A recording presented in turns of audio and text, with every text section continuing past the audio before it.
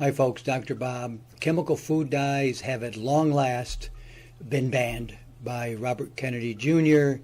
It's a glorious day. Why they were ever there to begin with, it's just out of greed. But let's get into that, because I don't want to just talk about the ban. I want to talk about what these dyes were and what you were putting into your body all these years. Before I go any further, please don't forget to subscribe and comment. Love your comments. It really helps a lot, obviously. It helps in the algorithm, especially when you comment on things, and it gives me a better idea what you guys really like and what you want to hear. Don't forget.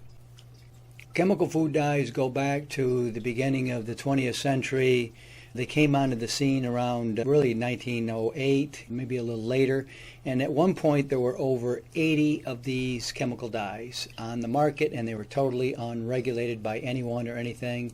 And they were just putting them in food left and right. So if you think things are bad today, you should have seen them about 120 years ago. They were a lot worse.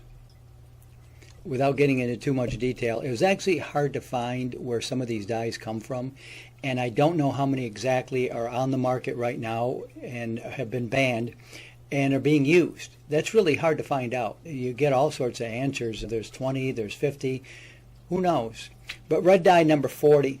It's a petroleum-based azo dye, and it causes all sorts of problems, hyperactivity in children, but why not just put it on the market? Yellow dye number 5, there's yellow dye number 5, number 6.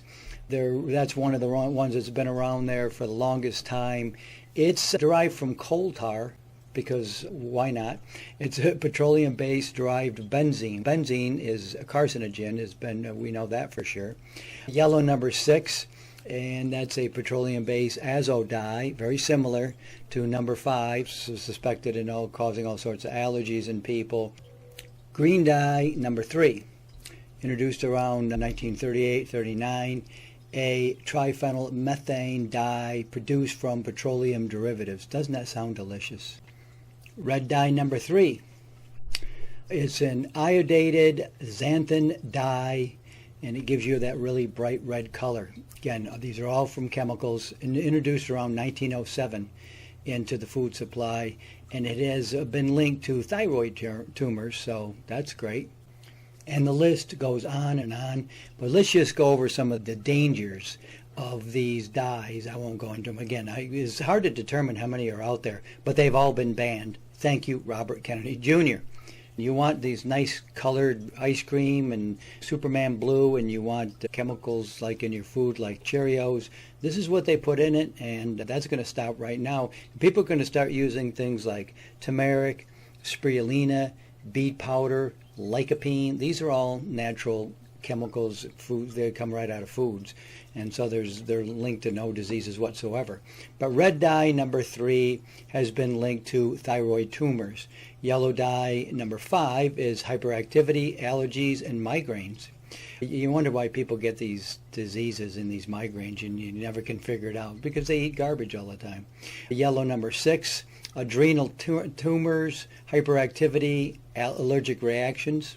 Red number 40 may affect behavior in children, especially DNA damage. Who cares about that? Come on. Blue number 1 may cross the blood-brain barrier, and again, that's why you end up with all these dementia and Alzheimer's and all these kinds of diseases. Blue number 1, same thing, and blue number 2, same thing. Brain tumor risk in animals as well. They have limited data on that one, so don't worry about the blue number 2. There's so many of these chemical dyes now, and they've all been banned.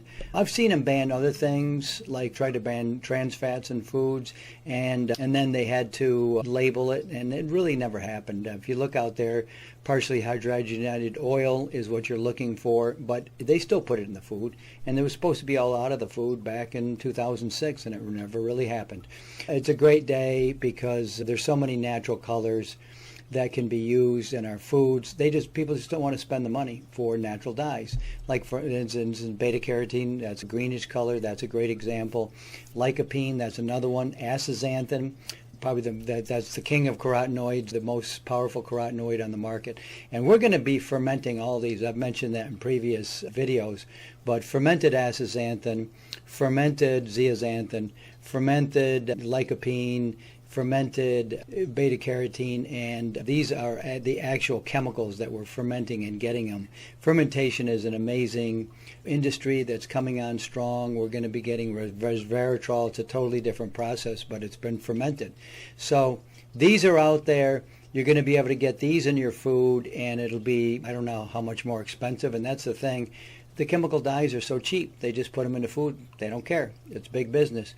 The ones that come out of foods are going to cost you more, but at least they're not killing you and giving you all sorts of problems. Anyway, they're gone. It's a great day. Thank you, Robert Kennedy Jr. Dr. Bob, I'll see you next time.